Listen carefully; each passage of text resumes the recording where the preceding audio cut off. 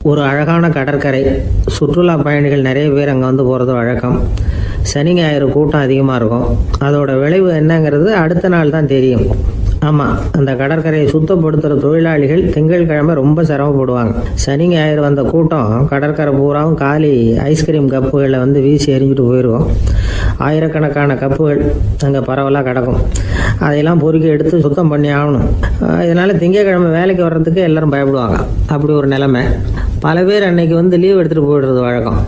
நமக்கு எதுக்கு இன்னைக்கு தொந்தரவுன்னு. இது ஒரு பெரிய பிரச்சனையாக இருந்தது. இதுக்கு என்ன பண்ணலாம் அப்படின்னு யோசனை பண்ணாங்க. ஒரு ஆலோசனை கூட்டத்துக்கு ஏற்பாடு பண்ணாங்களாம். அந்த நகர நிர்வாக அலுவலர்கள், பணியாளர்கள் எல்லாரும் அதில் கலந்துக்கிட்டாங்க. கூட்டம் ஆரம்பமாச்சு. ஆரம்பத்தில் சொன்னாங்க, இந்த பிரச்சனைக்கு ஒரு தீர்வு வேணும், என்ன பண்ணலாம், அதை முடிவு செய்கிறதுக்கு தான் இந்த கூட்டம். இதில் நீங்கள் செய்ய வேண்டியது என்னென்னா, உங்களுக்கு தோன்றுகிற யோசனை எதுவாக இருந்தாலும் சொல்லுங்கள். கொஞ்சம் கூட தயக்கம் வேண்டாம். நாம் சொல்கிற யோசனை ஈடுபடுமா படாதா அப்படின்லாம் யோசிக்க வேணாம். எல்லாருடைய யோசனைகளையும் அப்படியே பதிவு செய்துக்கிறோம். கடைசியாக அதிலேருந்து ஒரு சிறந்த யோசனையை தேர்வு பண்ணி அதை பயன்படுத்தலாம். இந்த சந்தர்ப்பத்தில் இன்னொரு முக்கியமான வேண்டுகோள், எவ்வளவு சாதாரணமான யோசனையாக இருந்தாலும் சரி, அது சொல்லும் பொழுது அடுத்தவங்க வந்து ஏளனம் செய்யக்கூடாது. இது ஒரு பெரிய யோசனையா அப்படின்னு சொல்லி எதையும் அலட்சியப்படுத்தக்கூடாது. இதுதான் அந்த கூட்டத்தின் ஆரம்பத்தில் செய்யப்பட்ட அறிவிப்பு.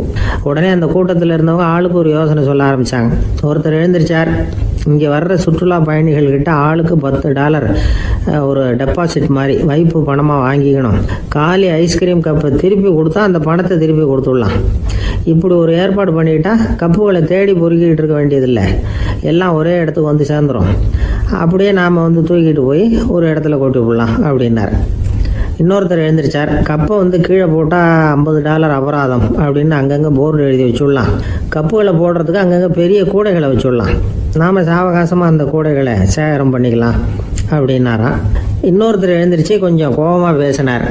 கப்புகளை வந்து அவங்க வாயிலேயே திணிச்சுடணும். அதுங்களை முன்னு சாப்பிட்டு பார்த்தா தான் தெரியும் அது எவ்வளவு கஷ்டங்கிறது அப்படின்னு ரொம்ப கடுமையாக பேசியிருக்காரு. இது வேடிக்கையாக தெரிஞ்சாலும் இந்த யோசனையும் பதிவு செஞ்சுக்கிட்டாங்களாம். இப்படி பல யோசனைகள். கடைசியாக எல்லாத்தையும் படித்து பார்த்துட்டு பரிசீலனை பண்ணாங்க. அப்புறம் தான் யோசனை வந்தது. இவர் வேடிக்கையாக சொன்னது, கப்புகளை அவங்கவுங்க வாயிலே திணிச்சு சாப்பிட சொல்லணும், அதுதான் தண்டனைன்னார்ல. ஏன் அப்படி சாப்பிட்றது மாதிரியே கப்புகளை தயார் பண்ண என்ன அப்படின்னு சிந்திக்க ஆரம்பித்தாங்களாம். ஆகா, அதுதான் சரின்னு ஒரு முடிவுக்கு வந்தாங்க. அதுலேருந்து உருவானது தான் இந்த வேஃபர் கப்ஸ். ஐஸ்கிரீமை சாப்பிட்டு முடிச்சதும் கப்பையும் சாப்பிட்டுடலாம். கோன் ஐஸ்கிரீம் சாப்பிட்றோம்ல, அதுதான். அமெரிக்காவில் மியாமி கடற்கரையில் ரொம்ப காலமாக இருந்துக்கிட்டு வந்த குப்பை பிரச்சனைக்கு இப்படி தான் ஒரு தீர்வு வந்துதான். இதுலேருந்து நாம் புரிஞ்சிக்க வேண்டியது என்னென்னா, நாம் அன்றாட எத்தனையோ பிரச்சனைகளை சந்திக்கிறோம். அதுக்கெல்லாம் தீர்வு உண்டு. அது எங்கே ஒளிஞ்சிருக்குன்னு கண்டுபிடிக்கணும். அந்த யோசனையையும் நல்லா தீவிரமாக யோசிக்கணும். யார் என்ன யோசனை சொன்னாலும் அதை வந்து அலட்சியப்படுத்தக்கூடாது. அக்கறையோடு கவனிக்கணும், அதை யோசித்து பார்க்கணும். ஒரு அம்மா தன்னோட வீட்டுக்காரரை ஒரு மனநல மருத்துவர்கிட்ட அழைச்சிட்டு வந்தாங்களாம். டாக்டர், இவருக்கு கோன் ஐஸ்கிரீம் பிடிக்கல, பேப்பர் கப்பில் இருக்கிற ஐஸ்கிரீம் தான் வேணும்னு அடம் பிடிக்கிறார் அப்படின்னாங்களாம். அது ஒன்றும் தப்பு இல்லையேன்னாராம் டாக்டர். இதுக்கு அந்த அம்மா சொன்னாங்களாம், இவர் கப்பு ஐஸ்கிரீம் வாங்குறதுல தப்பு இல்லை டாக்டர், பிரச்சனை அது இல்லை. அப்புறம் வேற என்னன்னு கேட்டிருக்காரு. வாங்கினதும் ஐஸ்கிரீமை கீழே கொட்டிவிட்டு அந்த பேப்பர் கப்பை மட்டும் விரும்பி சாப்பிட்றார், அதனால தான் உங்ககிட்ட அழைச்சிட்டு வந்தேன் அப்படின்னாங்களாம். காஞ்சிபுரத்தில் பல்லவ ராஜா ஒரு கோவில் கட்டினார், கைலாசநாதர் கோவில். அதுக்கு கும்பாபிஷேகம் பண்ணுறதுக்கு ஒரு நாள் குறிப்பிட்டு அதுக்கு வேண்டிய ஏற்பாடுகள்லாம் பண்ணினார். முதல் காரியமாக கடவுளை வேண்டிக்கிட்டார், நீங்கள் இந்த கும்பாபிஷேகத்துக்கு நேரில் வந்து கலந்துக்கணும்னார். கடவுள் அந்த ராஜா கனவுல வந்தார். நீ கும்பாபிஷேகம் வச்சிருக்கிற அதே நாளில் அதே நேரத்தில் எனக்கு இன்னொரு ஊரில் ஒரு கும்பாபிஷேகம் இருக்குது, அதுக்கு போக வேண்டியிருக்கு. அதாவது திருநின்ற ஊரில் என்னுடைய பக்தர் ஒருத்தர், அவரும் ஒரு கோயில் கட்டி கும்பாபிஷேகம் செய்கிறார், நான் அதுக்கு போக வேண்டியிருக்கு, அதனால் உன்னுடைய தேதியை நீ மாற்றி வச்சுக்கோ அப்படின்னார். கடவுள் தான் எங்கேயும் இருக்கிறவராச்சே, அவர் நினச்சா 2 இடத்துலையும் இருந்து கோயில் கும்பாபிஷேகத்தை நடத்த முடியாதா? ஏன் இப்படி செய்யலை? அது ஒரு முக்கியமான காரணத்துக்காக தான். திருநின்ற ஊரில் இருந்த பூசலாருங்கிற அந்த அடியாரின் பெருமையை இந்த உலகத்துக்கு எடுத்து காட்டணுங்கிறதுக்காகத்தான் கடவுள் அந்த ராஜா கிட்ட அப்படி சொன்னார். சரி, அந்த அடியார் அப்படி என்னதான் பெருசாக கோயில் கட்டி விட்டார்? ராஜா கட்டின கோயிலை விட பெருசா? அவர் கட்டினது கருங்கல்லாலேயோ மண்ணாலேயோ மரத்தாலேயோ இல்லை. அவர் கட்டின கோயில் வந்து வேற மாதிரி. அது வந்து மனசால கட்டின கோயில். மனசுக்குள்ள இருக்கிற கோவில் மனக்கோவில். அந்த அடியார் தன்னோட மனசுக்குள்ள மாசக்கணக்கா ஒவ்வொரு கல்லா சேர்த்து கட்டின கோவில். இந்த விஷயம் ராஜாவுக்கு தெரியாது. அவர் என்ன நினைச்சுட்டாரு, அது நாம கட்டின கற்கோயிலை விட ரொம்ப பெருசா இருக்கும் போல இருக்கு அப்படின்னு நினைச்சுட்டாரு. சரி, அப்பேற்பட்ட அந்த கோயிலை தரிசனம் பண்ணிவிட்டு வருவோம் அப்படின்னு நினைச்சு ராஜா திருநின்ற ஊருக்கு போறார். அங்க போய் பார்த்தா கோயிலையும் காணும், ஒன்னையும் காணும். கடைசியில் பூசலார் கட்டின மனக்கோவில் தான் அதுங்கிறத அவர் புரிஞ்சுக்கிறார். உடனே அந்த அடியாரின் காலில் விழுந்து வணங்குறார். அவரோ, இது மனசால முயன்ற கோவில், இதுக்கு இத்தனை பெருமையா அப்படின்னு ஆச்சரியப்படுறார். இதில் ஆச்சரியப்படுறதுக்கு ஒன்றும் இல்லை. ஆண்டவன் விரும்புறது அகபக்தியை தவிர புற தோற்றங்களே அல்ல. இதை நாம் புரிஞ்சுக்கிட்டோம்னா நமக்குள்ள எந்த வேறுபாடுகளும் வர்றதுக்கு வழியே இல்லை. இன்னொரு ராஜா இருந்தார். அவர் ஆண்டவனுக்கு படைக்கிறதுக்காக ஒரு தார் நல்ல செவ்வாழைப்பழமாக எடுத்துக்கிட்டு போகணும்னு நினைச்சார். அதனால நாளே அதை வாங்கிட்டு வர சொன்னார் வேலைக்காரங்கிட்ட. வேலைக்காரன் போனால் கடைத்தெருவில் ஒரு தார் பழம் வாங்கினா, வர்ற வழியில் அவன் குடிசை.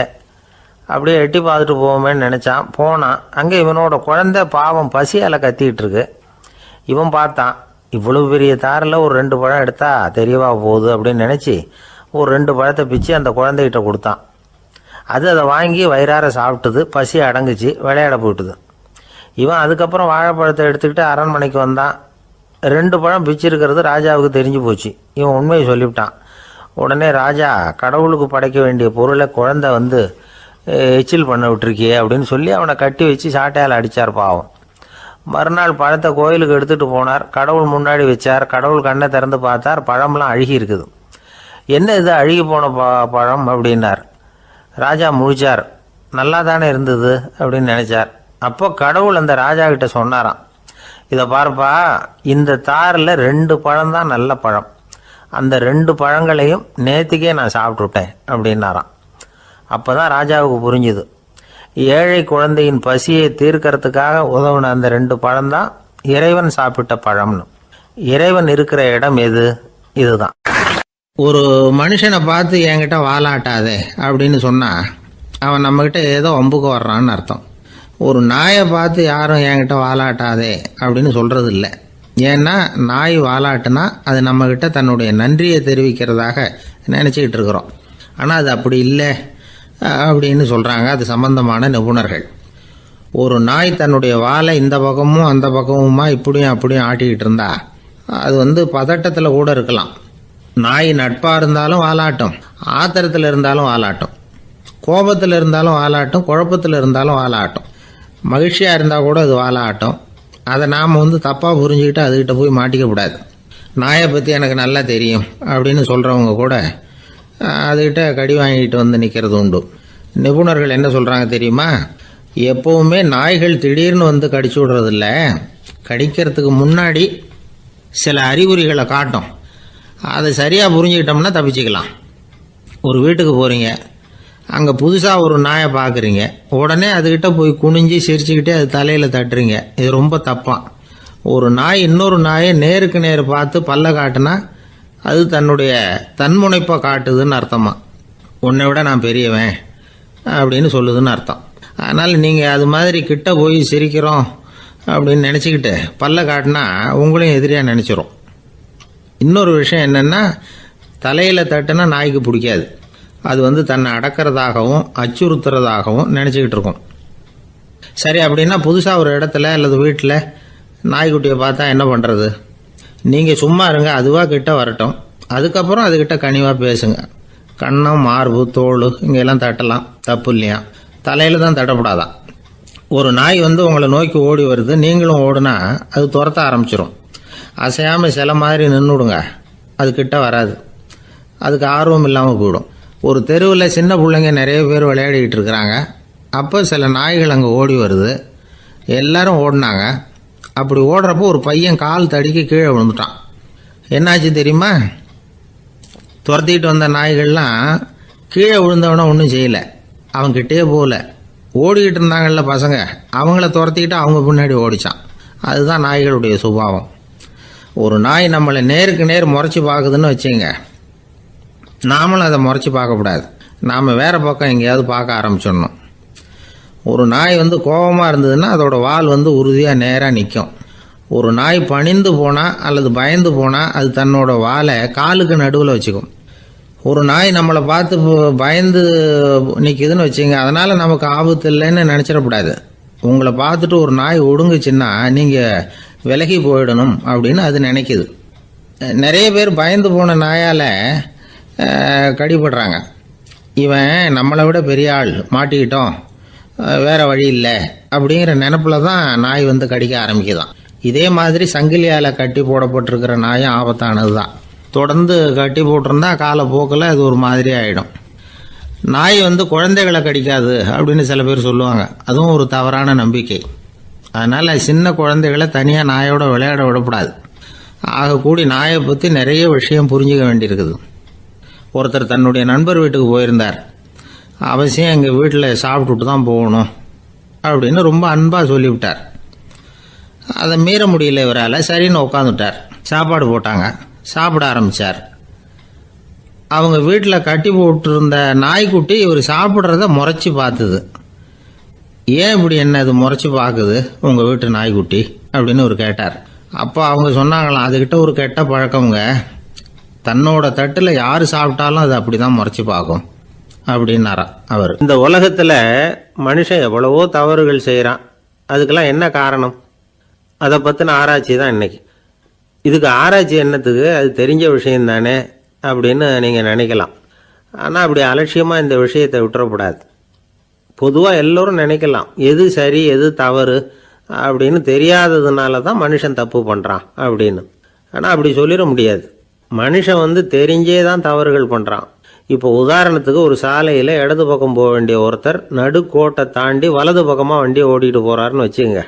என்னப்பா இது தப்பு இல்லையா அப்படின்னு அவர்கிட்ட கேட்டால், அதெல்லாம் எனக்கு தெரியும், நீ உன் வேலையை பார்த்துட்டு போ அப்படிம்பார். வலது பக்கமாக போகிறது தப்புன்னு தெரிஞ்சே தான் அவர் அப்படி செய்கிறார், அப்படி போகிறார். பெரிய உத்தியோகத்தில் இருக்கிறவங்க கூட லஞ்சம் வாங்குறாங்க. அவங்களுக்கெல்லாம் லஞ்சம் வாங்குறது தப்புன்னு தெரியலன்னு அர்த்தம். திருடுறது தப்புன்னு தெரியாமலாம் மனுஷன் திருடுறான். நல்லாவே தெரியும்.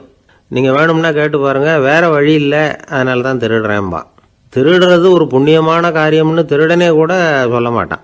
திருடுறது தவறுங்கிறது திருடனுக்கு தெரியும் அப்படிங்கிறத விளக்கறதுக்காக ஒரு பெரியவர் ஒரு கதை சொன்னார். அதாவது 2 திருடர்கள் 2 பேரும் சேர்ந்து ஒரு வீட்டுக்கு போய் ஒரு 10,000 ரூபாயை திருடிட்டு வந்துடுறாங்க. ஒரு காட்டு வழியாக வந்துகிட்டு இருக்கிறாங்க. இன்னும் விடியல. 2 பேருக்கும் தூக்கம் கண்ணை சுற்றுது. சரி, இப்படியே ஒரு மரத்தடியில் படுத்து தூங்குவோம், காலையில் விடிஞ்சதும் இந்த பணத்தை 2 பேரும் பங்கு போட்டுக்குவோம் அப்படின்னு முடிவு பண்ணுறாங்க. அதே மாதிரி படுத்து தூங்குறாங்க. நடு ராத்திரியில் ஒரு திருடன் முழிச்சுக்கிறான். விடிகிற வரைக்கும் காத்துக்கிட்டு இருந்தா 5,000 ரூபா தான் கிடைக்கும், இப்போவே கம்பி நீட்டினா 10,000 ரூபா கிடைக்கும் அப்படின்னு யோசிச்சு பார்த்துட்டு ஒரு முடிவுக்கு வந்தான். மெதுவாக அந்த 10,000த்தையும் சுருட்டிக்கிட்டு அடுத்தவனுக்கு தெரியாமல் ஓடி போயிட்டான். விடியுது. அடுத்தவன் எழுந்திரிச்சு பார்க்குறான். பணத்தையும் காணலை, பாகஸ்தனையும் காணலை. இந்த திருடன் அந்த திருடனை திட்டுறான். திருட்டு பய, அயோக்கிய பய, இப்படி அநியாயமாக கிளப்பிட்டு போட்டானே அப்படிங்கிறான். இதுலேருந்து என்ன தெரியுது? தெரியாமல் எடுத்துக்கிட்டு போகிறது திருட்டு, அயோக்கியத்தனம், அநியாயம் அப்படிங்கிறது இவனுக்கு தெரிஞ்சிருக்குது. அதனால தான் அடுத்தவனை பார்த்து இப்படி திட்டுறான். அதனால் தெரியாததுனால மனுஷன் தவறு பண்ணுறான்னு சொல்கிறது சரியில்லை. அப்படின்னா மனுஷன் பண்ணுற தவறுகளுக்கு உண்மையான காரணம் தான் என்ன? இதே சந்தேகம் அர்ஜுனனுக்கும் வந்துதான். அதனால தான் அவன் வந்து பகவானை பார்த்து கேட்குறான், மனுஷன் வந்து தன் விருப்பத்துக்கு விரோதமாக ஏதோ ஒரு சக்தியினால பலாத்காரமாக இழுக்கப்பட்டது மாதிரி பாவம் பண்ணுறானே, அந்த சக்தி என்ன அப்படின்னு கேட்குறான். இதுக்கு பகவான் பதில் சொல்கிறார், காமமும் குரோதமும் தான் அந்த சக்திகள், அதாவது ஆசையும் சினமும். இது 2ம் உன்னுடைய எதிரிகள் அப்படிங்கிறத புரிஞ்சுக்கோ அப்படிங்கிறார். இன்னமும் நுணுக்கமாக பார்த்தா காமத்தினுடைய மறு உருவங்கள் தான் குரோதமும் லோபமும். ஆசை நிறைவேறலைன்னா குரோதம், அதாவது கோபம். ஆசை நிறைவேறிட்டதுன்னா லோபம், அதாவது பேராசை. பாவத்தை கண்ட்ரோல் பண்ணணும்னா அதுக்கு மெயின் சுவிட்ச் எது அப்படிங்கிறது இப்போ தான் தெரியுது. அதுக்கு மனுஷன் தெரிஞ்சே தான் தவறு பண்ணுறான் அப்படின்னு பேசிக்கிட்டோமே. அதுக்கு ஒரு உதாரணம். ஒரு ஆள் ஹோட்டலில் சாப்பிட போனான். சாப்பிட்டு முடித்தான். எழுந்திரிச்சு வந்து முதலாளிகிட்ட பில்லை கொடுத்தான். காசை கொடுக்கல. முதலாளி பணம் கொடுன்னு கேட்டார். இவன் என்கிட்ட பணம் இல்லைன்னா. முதலாளி கொஞ்சம் கூட அலட்டிக்கல. உள்ளே இருந்து ஒரு ஆளை கூப்பிட்டார். இவனை கூப்பிட்டுட்டு போய் இட்லி மாவு ஆட்ட சொல்லுன்னார். இவனும் கவலைப்படாமல் உள்ளே போயிட்டான். அப்போது அழைச்சிட்டு போகிற ஆள் கேட்குறான், ஏன் சார் சாப்பிட்றதுக்கு முன்னாடி காசு இல்லைங்கிறது உங்களுக்கு தெரியாதா அப்படின்னு கேட்குறான். தெரியும், காசு இல்லைங்கிறதும் தெரியும், காசு இல்லாமல் சாப்பிட்டா மாவாட்டணுங்கிறதும் தெரியும் அப்படின்னா அந்த ஆள். அப்படின்னா நீங்கள் உங்கள் வீட்லேயே சாப்பிட்ருக்கலாமே அப்படின்னு கேட்குறான் அவன். அதுக்கு இவர் சொல்கிறாரு, அது எப்படி, அங்கே சாப்பிட்டாலும் நான் இதே வேலையை தானே செய்ய வேண்டியிருக்கும் அப்படின்னாராம். ஒருத்தர் ஓடி வந்தார், இன்னொருத்தரை பார்த்து, சார் உங்கள் சைக்கிளை ஒரு நாள் இரவல் கொடுங்களேன், பக்கத்து ஊருக்கு போயிட்டு வர வேண்டியிருக்கு அப்படின்னார். இவர் சைக்கிளை கொடுத்து பத்திரமா கொண்டுட்டு போங்கன்னார். சார் இதை பத்திரமா கொண்டு போகிறேன், கவலையே வேணாம், ஏன்னா இது உங்களோட சைக்கிள் அப்படின்னு நான் நினைக்கல, என்னோட சைக்கிளாக நினைக்கிறேன் அப்படின்னார். அதுக்கப்புறம் தான் இவருக்கு உண்மையாகவே பயம் வந்துட்டுது. ஏன்னா அவர் சொன்னது மாதிரி அதை தன்னோட சைக்கிளாகவே நினச்சி தள்ளிட்டு போட்டால் என்ன பண்ணுறது. எது எதை நம்முடையதாக நினைக்கணுங்கிறதுக்கு ஒரு வரையறை இருக்குது. சில பேர் ஆஃபீஸையே வீடாக நினச்சி விடுறது உண்டு. அப்படிப்பட்டவங்க கூட வீட்டை ஆஃபீஸாக நினைக்கிறது இல்லை. ஏன்னா வீட்டில் இவர் ஆஃபீஸராக நடந்துக்க முடியறதில்ல. இதெல்லாம் ஒரு பக்கம் இருக்கட்டும், இப்போ விஷயத்துக்கு வருவோம். பொறியியல் மேதை டாக்டர் விஸ்வேஸ்வரய்யா இருந்தார் இல்லையா, பாரத ரத்னா விருதெல்லாம் கொடுத்தாங்களே. ஆஃபீஸ் வேலை வேற, சொந்த வேலை வேற அப்படிங்கிறதுக்கு ஒரு உதாரணமாக இருந்தவர் அவர். மைசூர் மகாராஜா கிட்ட திவானா இருந்தார். அவர் ஒரு நாள் அரசாங்க வேலை காரணமாக வெளியூர் போயிருந்தார். ஹாசன்கிற ஊருக்கு பக்கத்தில் ஒரு பயண மாளிகை, அங்கே தங்கிவிட்டார். ராத்திரி அங்கே தங்கி இருந்துட்டு விடிஞ்சதும் ஊருக்கு திரும்புறதாக திட்டம். ராத்திரி தூங்கிறதுக்கு ரொம்ப நேரம் ஆயிட்டுது. ரொம்ப நேரம் வரைக்கும் அரசாங்க சம்பந்தப்பட்ட வேலைகளையே பார்த்துக்கிட்டு இருக்கிறார். அரசாங்க ஃபைல்கள் நிறைய இருந்தது. அதையெல்லாம் ஒவ்வொன்றா எடுத்தார், படித்து பார்த்தார், பரிசீலனை பண்ணார். அதில் எழுத வேண்டியதை எழுதினார், கையெழுத்து போட்டார். ஒரு வழியாக அந்த வேலையெல்லாம் முடிஞ்சுது. அதுக்கப்புறம் என்ன பண்ணார்னா, தன்னுடைய சூட்கேஸை திறந்தார். அதிலிருந்து 2 மெழுகுவத்தியை எடுத்து கொளுத்தி வச்சார். அந்த பயண மாளிகையில் அது வரைக்கும் எரிஞ்சிக்கிட்டு இருந்த மின்சார விளக்குகளை அணைச்சுட்டார். அதுக்கு பிறகு அந்த மெழுகுவத்தி வெளிச்சத்தில் சில புத்தகங்களை தொடர்ந்து படிக்க ஆரம்பிச்சிட்டார். அந்த பயண மாளிகையில் பணியாளராக இருந்தவர் இதை பார்த்துட்டு ஓடி வந்தார். மறுபடியும் மின் விளக்கு போடுறதுக்காக போனார். விஸ்வேஸ்வரய்யா அதை பார்த்துட்டு போட வேணாம்ட்டாராம். இது வரைக்கும் நான் அரசாங்க அலுவல்களை கவனிச்சுக்கிட்டு இருந்தேன், அதனால் மின் விளக்குகள் அப்போ எரிஞ்சதில் தப்பு இல்லை. இப்போ நான் புத்தகம் படிச்சுக்கிட்டு இருக்கேன், இது என்னுடைய சொந்த வேலை, இங்கே இருக்கிற மின் விளக்கு அதுக்காக ஏன் எரியணும் அப்படின்னு கேட்டாராம். இப்போ இருக்கிற சில அரசு பணியாளர்கள்கிட்ட இந்த சம்பவத்தை பேச்சோட பேச்சாக சொல்லி பார்த்தேன். அவங்களால இதை ஜீரணிக்கவே முடியல. நேர்மை தேவை தான் சார், அதுக்காக அவ்வளவு தூரத்துக்கு அது தேவையா அப்படிங்கிறாங்க. விஸ்வேஸ்வரய்யா அப்படி பண்ணினது தான் ஒரு நேர்மையாளர் அப்படின்னு இந்த உலகத்துக்கு நிரூபிக்கணுங்கிறதுக்காக இல்லை. தான் அப்படி நடந்து காட்டினா தன்னை சுற்றி இருக்கிறவங்களும் அதை கேள்விப்படுறவங்களும் முடிஞ்ச அளவுக்கு பொது வாழ்க்கையில் அரசு பணியில் நேர்மையை கடைபிடிக்க முயற்சி பண்ணலாமே அப்படிங்கிறதுக்காகத்தான். இப்போவும் சில பேர் இருக்கிறாங்க, இவங்க ஆஃபீஸ் வேறு வீடு வேறேன்னு நினைக்கிறதில்ல, அவ்வளோ உரிமை. ஒருத்தர் அப்படி தான், அவருக்கு அவசரமாக 5000 ரூபா தேவைப்பட்டது. ஆஃபீஸு பணத்தை எடுத்துக்கிட்டார். அந்த நேரம் பார்த்து ஆடிட் வந்துட்டுது, ஆப்பிட்டுக்கிட்டார். விசாரணை நடக்குது. அவர் சொல்கிறார், சார் நான் நேரம் காலம் பார்க்காம ஆஃபீஸில் வேலை செய்வேன், ஏன்னா அதை என்னோடய ஆஃபீஸாக நினைக்கிறேன். அவசரத்துக்கு அந்த பணத்தை எடுத்தேன், மறுபடியும் வச்சுடலாம்னு தான் இருந்தேன், அதுக்குள்ளே இப்படி ஆகிட்டுது. நீங்கள் என்ன நினச்சாலும் சரி, நான் ஆஃபீஸ் வேறு வீடு வேறு அப்படின்னு நினைக்கிறதில்ல, அது என்னோட சுபாவம் அப்படின்னார். விசாரணை பண்ணவர் தீர்ப்பு வழங்கினார். உங்கள் சுபாவத்துக்கு மதிப்பு கொடுத்து நானும் தீர்ப்பு வழங்குறேன். நீங்கள் கொஞ்ச நாள் ஜெயிலில் இருந்துட்டு வாங்க, அது உங்களுக்கு கஷ்டமாக இருக்காதுன்னு நினைக்கிறேன். ஏன்னா அங்கே போனாலும் நீங்கள் உங்கள் சுபாவப்படி வீடு வேற ஜெயில் வேறன்னு நினைக்க மாட்டீங்க அப்படின்னாராம். ஒரு ராஜா இருந்தார். நாடு பூராவும் நிறைய மரங்களை நட்டு வளர்க்கணுங்கிறது அவரோட ஆசை. தானே அதுக்கு முன்மாதிரியாக இருக்கணும்னு நினைச்சார். அரண்மனையை சுற்றி மரங்களை நட்டு வளர்த்தார். இதை பார்த்துட்டு ஜனங்களும் அவங்கவுங்க வீட்டை சுற்றி மரக்கன்றுகளை நட்டு வளர்த்தாங்க. கொஞ்ச காலத்தில் ஊர் பூரா பசுமையாக மாறிச்சு. எல்லாருக்கும் சந்தோஷமாக இருந்தது. இது ஒரு பக்கம் இருக்கட்டும். இப்போ நான் சொல்ல போகிற கதை வேறு. அதாவது அந்த ராஜா ஒரு நாள் தன்னுடைய அரண்மனையை சுற்றி இருக்கிற விதவிதமான மரங்களை எல்லாம் போய் பார்த்தார். எப்படி இருக்கிறீங்க அப்படின்னு ஒவ்வொரு மரத்துக்கிட்டையும் விசாரிச்சாராம். எந்த மரமும் சந்தோஷமாக இருக்கிறதா தெரியல. அது அதுக்கும் மனசில் ஒரு குறை. முதல்ல ஆலமரத்துக்கிட்ட போனார். அது சொல்லிச்சு, மண்ணா நான் நல்லா பெருசாக வளர்ந்துருக்கிறேன், அடர்த்தியாக இருக்கிறேன், கிளையெல்லாம் 4 பக்கமும் நல்லா படர்ந்து தான் இருக்குது, இருந்தாலும் எந்த பிரயோஜனமும் இருக்கிறதா தெரியல எனக்கு. என்னுடைய பழம்லாம் ரொம்ப சின்னதாக இருக்குது, என் கண்ணுக்கு சரியாக புறப்பட மாட்டேங்குது. நான் இருக்கிற சைஸுக்கு என்னுடைய கிளையில் இருக்கிற பழம்லாம் எவ்வளோ பெருசாக இருக்கணும், அது இத்தினூண்டு இருக்கிறது எனக்கு பெரிய அவமானமாக இருக்குது. இப்படி இங்கே நின்றுக்கிட்டு இருக்கிறதே ரொம்ப கூச்சமாக இருக்குது. ஒரு நல்ல புயல் வந்ததுன்னா பேசாமல் சாஞ்சு விடலாமான்னு பார்க்குறேன் அப்படின்னு புலம்புது ஆலமரம். சரி இருக்கட்டும்னு நினச்சிக்கிட்டு ராஜா அடுத்தபடியாக ஒரு அத்தி மரத்துக்கிட்ட போனார். அதுவும் புலம்ப ஆரம்பிச்சிட்டுது. நான் கூட பெரிய மரம் தான், இல்லை இலையெல்லாம் அழகாக தான் இருக்குது, பழம் அழகாக இருக்குது, இருந்தாலும் உள்ள விஷயம் இல்லையே, அத்தி பழத்தை புட்டு பார்த்தா அத்தனையும் சொத்தை அப்படின்னு பழமொழியே உண்டாயிட்டுதே. இப்படி ஒரு கெட்ட பேரோடு நான் இருக்கணுமா அப்படின்னு புலம்புது அது. சரி இது இருக்கட்டும் அப்படின்னு சொல்லி அடுத்தபடியாக வேப்ப மரத்துக்கிட்ட போனார். அது தன்னுடைய வேதனையை வெளியிட்டது. எனக்கு எவ்வளவோ மருத்துவ குணங்கள்லாம் இருக்கிறதா சொல்லிக்கிறாங்க, இருந்தாலும் என்ன பிரயோஜனம், என்னுடைய பழத்தை மனிதர்கள் யாரும் விரும்பி சாப்பிட்றது இல்லையே அப்படின்னுது. ராஜா அடுத்தாப்புல இருந்து ஒரு பனை மரத்துக்கிட்ட போனார். நான் நல்லா உயரமாக தான் வளர்ந்துருக்கிறேன், மற்ற மரங்கள்லாம் என்னை அண்ணாந்து தான் பார்க்கணும், இருந்தாலும் என்கிட்ட நிழலுக்காக யாரும் ஒதுங்கிறது இல்லையே அப்படின்னுது. என்ன இது எல்லா மரமும் இப்படி திருப்தி இல்லாமல் இருந்துகிட்டு இருக்குதே அப்படின்னு நினச்சிக்கிட்டே ராஜா அடுத்தபடியாக அங்கே இருந்த ஒரு பைன் மரத்துக்கிட்ட போனார். அழகாக உயரமாக பசுமையாக தான் இருந்தது, ஆனால் பழமோ பூவோ கிடையாது. அதை நினச்சி அது வருத்தப்பட்டுக்கிட்டு இருக்குது. ஓக் மரம் அது ஒன்று நின்றுட்டு இருந்தது. அது என்ன சொல்லிச்சுன்னா, இலையுதிர் காலத்தில் என் மேலே இருக்கிற எல்லா இலைகளும் உதிர்ந்து போடுது, முடி கொட்டின மனிதர்கள் மாதிரி மொட்டையாக நான் நிற்க வேண்டி இருக்குது, என்ன வாழ்க்கை இது அப்படின்னு சொல்லி அழுத்துக்கிட்டது.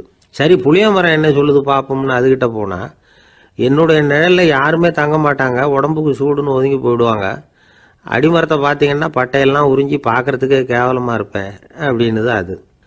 முருங்கை மரம் என்ன சொல்லிச்சு தெரியுமா, என்னுடைய இலை காயெல்லாம் சாப்பிட்றவங்களுக்கு சத்து கொடுக்கறது வாசவம்தான், ஆனால் என் உடம்புல சத்தே கிடையாது, கொஞ்சம் வேகமாக காற்று அடிச்சதுன்னா முறிஞ்சி விழுந்துடுறேன், என்ன வாழ்க்கை இது அப்படின்னு சொல்லி அது வருத்தப்பட்டது. ராஜா யோசனை பண்ணார், என்ன இது மரங்கள் பூமியின் வரங்கள்னு சொல்கிறோம், மழை பெய்யறதுக்கு அதுதான் காரணம், பூமி செழிப்பாக இருக்கிறதுக்கும் அதுதான் காரணம், வீடு கட்டுறதுக்கு மரம், நாற்காலி செய்ய உபயோகப்படுத்துறதுக்கும் அதுதான் உபயோகப்படுது, மனுஷனுக்கு வேண்டிய ஆகாரங்களையும் கொடுக்குது, இப்படிலாம் இருந்தும் எல்லா மரமும் நிம்மதி இல்லாமல் இருந்துகிட்டு இருக்குதே அப்படின்னு நினைச்சார். அப்போ அங்கே இருந்த ஒரு மகிழ மரம் அவர் கண்ணில் பட்டுது. அந்த மரம் மட்டும் கொஞ்சம் நிம்மதியாக மகிழ்ச்சியாக இருக்கிறது மாதிரி தெரிஞ்சுது. உடனே ராஜா அதுகிட்ட போனார். உனக்கு மனசில் எதுவும் குறை இல்லையான்னு கேட்டார். இல்லை நான் சந்தோஷமாக தான் இருக்கேன்னு அந்த மகிழ மரம். அப்படியான்னு ஆச்சரியமாக கேட்டார் ராஜா. ஆமாம் மன்னா, இந்த இடத்துல நீங்கள் ஒரு முருங்கை மரத்தையோ வேப்ப மரத்தையோ கூட நட்டிருக்கலாம், ஆனால் இந்த இடத்துல நடுறதுக்கு என்ன தேர்ந்தெடுத்துருக்குறீங்க, அதுவே எனக்கு பெருமை, அதுவே எனக்கு திருப்தி அப்படின்னு தான் மகிழ மரம். மகிழ மரம் சாதாரணமாக தான் இருக்கும், இளம் மஞ்சள் நிறத்தில் பூக்கள், அது காய்ந்தும் மனம் வீசும். மகிழ மரம் மாதிரி மன திருப்தியோடு வாழறதுக்கு நாம் கற்றுக்கணுமா. நாம் இந்த உலகத்தில் ஒரு நாயாவோ நரியாவோ கூட பிறந்திருக்கலாம், மனுஷனாக பிறந்திருக்கிறோம், அதுவே பெருமை தானே. இந்த நிறைவு தான் மகிழ்ச்சியின் ரகசியம். ஒரு பையன் அப்பா கிட்ட போய், அப்பா நீங்கள் இந்த உலகத்தில் ஒரு மனுஷனாக பிறந்தது என்னோட அதிர்ஷ்டம் நானா. ஏண்டா அப்படி சொல்கிறேன்னு இருக்கார் அப்பா. நீங்கள் ஒரு கரடியாக பிறந்திருந்தா இந்நேரம் நானும் ஒரு கரடி குட்டியாக தானே இருந்திருப்பேன் அப்படின்னு நானா பையன். வயிறு பசிக்குதேங்கிறது சிலரோட கவலை, வயிறு பசிக்க மாட்டேங்குதே அப்படிங்கிறது சில பேரோட கவலை.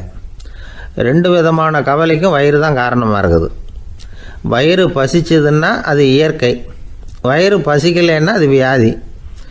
ஆனால் பசியையும் நாம் பசிப்பிணி அப்படின்னு தான் சொல்லுவோம். என்ன காரணம்? வியாதியை போக்க வேண்டியது எவ்வளவு முக்கியமோ அதை விட முக்கியம் பசியை போக்க வேண்டியது. ஒரு சமுதாயத்தில் பசிப்புணியே இருக்கக்கூடாது, அதுதான் நல்ல சமுதாயம். பசியை போக்கணும்னா சாப்பாடு போடணும், பசியின்மையை போக்கணும்னா வைத்தியம்தான் பண்ணணும். இது சம்பந்தமாக எவ்வளவோ ஆராய்ச்சிகள் நடக்குது, நிறைய மருந்து கண்டுபிடிச்சிருக்கிறாங்க. நம்ம உடம்புல பசியை தூண்டக்கூடிய பகுதி எது, இதை முதல்ல தெரிஞ்சுக்கணும் இல்லையா. நாம் சாப்பிட்ற ஆகாரம் செரிக்கிறதுக்கு எது காரணம் தெரியுமா? நம்ம மூளையோட பின்பகுதி தான் அதுக்கு காரணமாக இருக்குதான். மூளையின் பின்பகுதியில் நரம்பு செல்களால் ஆன 2 வகையான ஆரக்சின்கள் தான் பசியை உண்டாகுது அப்படின்னு கண்டுபிடிச்சிருக்கிறாங்க. 2 ஆய்வாளர்கள் இதை கண்டுபிடிச்சிருக்காங்க. அவங்க 2 பேரும் டெக்சாஸ் பல்கலைக்கழகத்தில் ஹார்வர்டு ஹக்ஸ் மருத்துவ கல்வி நிலையத்தில் பணிபுரிகிறவங்களாம். உண்பது தேவைங்கிறது உணரப்படும் போது மூளையின் அந்த குறிப்பிட்ட பகுதி ஆரக்சின் அப்படிங்கிற ஹார்மோன்களை சுரக்கும். அது பசி உணர்வை தூண்டும். அப்படிங்கிறது தான் அந்த ஆய்வாளர்களின் கண்டுபிடிப்பு. இந்த ஆர்எக்ஸின் வேறு சில உயிரினங்கள்லேயும் உண்டு. இப்போ எலிகளில் கூட இது இருக்குது. அதனால் எலிகளை வச்சு இது சம்மந்தமாக ஆராய்ச்சி பண்ணாங்க. எலிகள் உடம்புல ஆர்எக்ஸினை செலுத்தி பார்த்தாங்க. உடனே என்னாச்சு தெரியுமா? அந்த எலியெல்லாம் பசியால் துடிக்க ஆரம்பிச்சுட்டுது. எதையாவது தின்னு பசியை தீர்த்தா போதுங்கிற அளவுக்கு அந்த எலிகள்லாம் அல்லாட ஆரம்பிச்சுட்டுது. இயல்பாக சாதாரணமாக அந்த எலிகள் எவ்வளவு சாப்பிடுமோ அது மாதிரி 8 முதல் 10 மடங்கு அதிகமான ஆகாரத்தை 1 மணி நேரத்துக்குள்ளே சாப்பிட்டு தீர்த்துட்டு தான். சில எலிகளின் மூளையில் இந்த ஆர்எக்ஸின் அளவை கட்டுப்படுத்தி பார்த்துருக்குறாங்க. உடனே என்னாச்சு தெரியுமா? அதெல்லாம் சாப்பாட்டை கண்டா முகத்தை திருப்பிட்டு போக ஆரம்பிச்சுட்டு தான். அந்த எலிகளுக்கு பசி எடுக்கலையாம். இந்த ஆராய்ச்சியின் அடிப்படையில் பசியை எடுக்காமல் இருக்கிற மனிதர்களுக்கும் பசியை தூண்ட முடியும் அப்படின்னு சொல்லி ஆராய்ச்சியாளர்கள் தெரிவிச்சிருக்கிறாங்க. ஆக ஆர்எக்ஸின் தான் பசிக்கு காரணம்ங்கிறது தெரிஞ்சு போச்சு. சரி, இந்த ஆர்எக்ஸின் அப்படின்னா என்ன? அது ஒரு கிரேக்க சொல். அதுக்கு பசின்னு அர்த்தம்.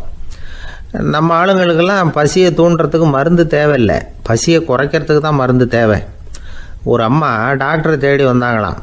டாக்டர், எங்கள் வீட்டுக்காரருக்கு திடீர்னு அகோர பசி, நிறைய சமைச்சு போடுறேன், அவ்வளவையும் சாப்பிட்டுட்டு கீழே கிடக்கிற குப்பை கூலங்களையும் எடுத்து சாப்பிட ஆரம்பிச்சுட்றார், என்னன்னு கவனித்து பாருங்கள் அப்படின்னாங்களாம். எவ்வளோ நாளாக அப்படி இருக்குதுன்னு கேட்டிருக்காரு டாக்டர். 1 வாரமாக அப்படி இருக்குதுன்னாங்களாம். இவ்வளவு நாளாக ஏன் சும்மா இருந்தீங்க? ஆரம்பத்திலேயே இங்கே அழைச்சிட்டு வர வேண்டியது தானே அப்படின்னாரான் டாக்டர். அது ஒன்றும் இல்லை டாக்டர், வீடு பூரா சுத்தமாகட்டுமேன்னு பார்த்துக்கிட்டு இருந்தேன் அப்படின்னாங்களாம் அந்த அம்மா. நமக்கு முன்னாடி நமக்கு வேண்டிய ஒருத்தர் ஒரு கிளாஸில் நமக்கு பழச்சாறு கொண்டாந்து வைக்கிறாருன்னு வச்சுக்கோங்க. உடனே நாம் என்ன பண்ணுவோம்? எடுத்து கிடுகிடுன்னு சாப்பிட்ருவோம், அடுத்தவங்க யாரும் வர்றதுக்குள்ள. அதை விட்டுட்டு அதை கொண்டாந்து வச்சவர்கிட்டயே அதோட விலை என்ன அப்படி இப்படின்னு நான் கேட்டுக்கிட்டு இருப்போம்.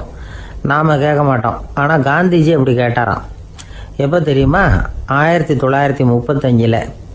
அந்த வருஷம் மே மாதத்தில் ஒரு நாள் காந்திஜி டெல்லியில் இருக்கிறார். அப்போ அவருக்கு 2 டம்ளர் மாம்பழச்சாறு கொண்டாந்து கொடுக்குறாங்க. அதை வாங்குறார். இதோட விலை என்ன அப்படின்னு கேட்டார் காந்திஜி. யாருக்கிட்ட கேட்டாருன்னா மனுபென் காந்திகிட்ட கேட்குறார். அவங்க தான் கொண்டாந்து கொடுக்குறாங்க. காந்திஜிக்கு உதவி செய்கிறதுக்காக அவர் கூடவே இருந்தவங்க அவங்ககிட்ட தான் கேட்குறாரு. காந்திஜி சும்மா வேடிக்கைக்காக இப்படி கேட்குறாருன்னு நினச்சிட்டாங்க அந்த அம்மா. அதுவும் இல்லாமல் அதோட விலையை கேட்டால் காந்திஜி நிச்சயமாக அதை சாப்பிட மாட்டார் அப்படிங்கிற பயம் வேறு. அதனால் அந்த அம்மா பதில் எதுவும் சொல்லாமல் கம்முன்னு இருந்துட்டாங்க. கொஞ்ச நேரம் ஆச்சு. அந்த பழச்சாறு வச்ச இடத்துல அப்படியே இருக்குது, வச்சபடியே இருக்குது. காந்திஜி அதை சாப்பிடவே இல்லை. மனுபென் காந்தி பார்த்தாங்க. மெதுவாக காந்திஜிக்கிட்ட போய் அதை சாப்பிடுங்களேன் அப்படின்னாங்க. பழச்சாறு விலை என்னன்னு கேட்டேன், அதுக்கு பதில் இல்லை. அது முதல் தப்பு. பதிலை எதிர்பார்த்திருந்தும் அதை பற்றி விசாரிக்கலை, அது 2வது தப்பு. இப்படி 2 தப்புகளை பண்ணிவிட்டு என்கிட்ட இதை சாப்பிடுங்கன்னு சொன்னால் அது எப்படி அப்படின்னு கேட்டாராம் காந்திஜி. மனுபென் காந்தி என்ன சொல்கிறதுன்னு தெரியாமல் திகைச்சு போய் நின்றுக்கிட்டு இருந்தாங்க. காந்திஜி தொடர்ந்து சொன்னாராம், இப்போ என் முன்னாடி வச்சிருக்கிற இந்த பழச்சாறு விலை சுமாராக ஒரு ₹1/2 இருக்கும். அது அந்த காலத்து மதிப்பு. இந்த பழச்சாறு இல்லாமல் கூட என்னால் இருக்க முடியும். ஆனால் அவசியமான பொருள்களை வாங்கிறதுக்கு கூட சக்தி இல்லாத மக்கள் இந்த நாட்டில் நிறைய பேர் இருக்கிறாங்க.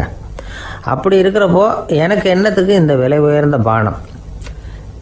இதை இப்போ நான் சாப்பிட்டா என் உடம்பு வேணும்னா ஆரோக்கியமாகலாம், ஆனால் என் மனசு அமைதி அடையாது. எனக்கு என்னுடைய உடல் ஆரோக்கியத்தை விட மன ஆரோக்கியம்தான் முக்கியம். அதனால் இதை நான் சாப்பிட மாட்டேன், எடுத்துகிட்டு போயிடு அப்படின்னாராம்.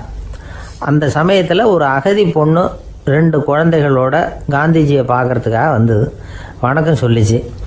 காந்திஜி உடனே தனக்கு முன்னாடி இருந்த பழச்சாற்றை எடுத்து அந்த பொண்ணுக்கிட்டையும் குழந்தைகள்கிட்டையும் கொடுத்து சாப்பிட சொன்னார். அவங்க அதை வாங்கி ரொம்ப சந்தோஷத்தோடு சாப்பிட்டாங்களாம். அதை பார்த்த காந்திஜி முகத்தில் ஒரு புன்னகை, ஒரு பரவசம், ஒரு திருப்தி. அவர் மனசு நிறைஞ்சி இருந்தது. அப்போ அவர் சொன்னாராம், ஆண்டவன் எனக்கு எப்பவும் சரியான சமயத்தில் கை கொடுப்பாருங்கிறது அதுக்கு இதுதான் அத்தாட்சி. நான் ஒரு இக்கட்டான சூழ்நிலையில் இருக்கிறப்ப கூட கடவுளின் கருணையால் அந்த சூழ்நிலை என்னை பாதிக்கலை. என் கூட இவ்வளவு நாள் பழகியும் கூட இங்கே இருக்கிறவங்க எனக்கு அதிக விலை உள்ள பழரசத்தை கொடுத்தாங்க.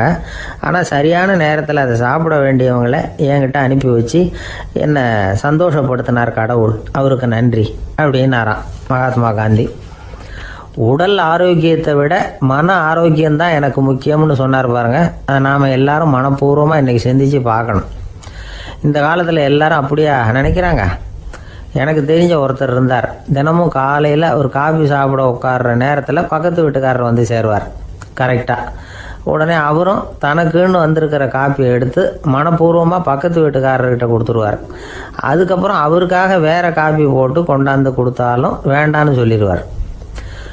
ஆண்டவனாக பார்த்து சரியான நேரத்தில் அவரை எங்கள் வீட்டுக்கு தினமும் அனுப்பி வைக்கிறார் அப்படிம்பார். ஏன் அப்படி சொல்கிறீங்க அப்படின்னு கேட்டோம் ஒரு நாள். அதுக்கு அவர் சொல்கிறார், எனக்கு என்னோட உடல் ஆரோக்கியம்தான் முக்கியம். இதை கடவுள் புரிஞ்சுக்கிட்டு எங்கள் வீட்டுக்கு